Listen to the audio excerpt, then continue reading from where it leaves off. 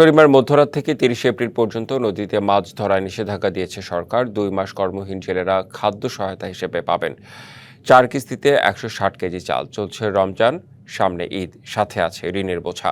তাই নিষেধাজ্ঞার সময় সরকারি সহায়তা বাড়ানোর দাবি তাদের। ইলিশের উৎপাদন বাড়ানোর লক্ষ্যে নদীতে জাটকা ইলিশের নিরাপদ বিচরণ নিশ্চিতে ২০০৬ সাল থেকে মার্চ এপ্রিল ২ মাস নদীতে সব মাছ শিকার নিষিদ্ধ করে সরকার।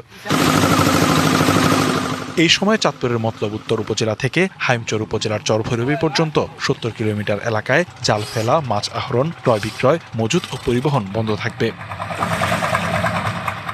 এতে কর্মহীন থাকবেন চাঁদপুরের ১.৫ লাখের বেশি জেলে। চলছে রমজান মাস, সামনে ঈদ, পারিবারিক খরচের সাথে আছে ঋণের বোঝা। কিভাবে মিটবে এসব ব্যয়? এই সময়ে বিভিন্ন এনজিও থেকে নেয়া ঋণের কিস্তি বন্ধ রাখার দাবি তাদের।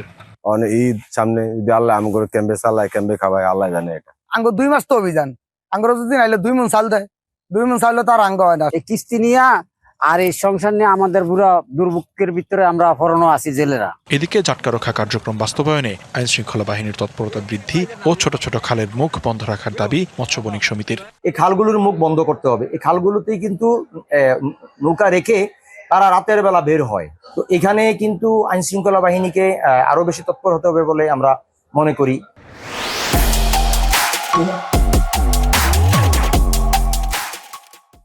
জেলেদের সচেতন করতে এরই মধ্যে মতবিনিময় সভা, মাইকিং, ব্যানার পোস্টার করেছে মৎস্য বিভাগ। জেলেরা যাতে নদীতে না নামতে পারে সেজন্য জেলা টাস্কফোর্স কমিটির মাধ্যমে সার্বক্ষণিক টিম পাহারারত থাকবে। জেলে এবং পরিবারের নামে যদি কোনো কিস্তি থেকে থাকে, এটা যাতে এই 2 মাস বন্ধ রাখে, এই জন্য আমরা ঊর্ধ্বতন কর্তৃপক্ষের কাছে আমরা প্রস্তাবনা রাখবো। অভয়াশ্রমে সঠিক বাস্তবায়নের মাধ্যমে বাড়বে ইলিশ সহ সব ধরনের মাছের উৎপাদন, এমন প্রত্যাশা মৎস্য বিভাগের। DBC news desk.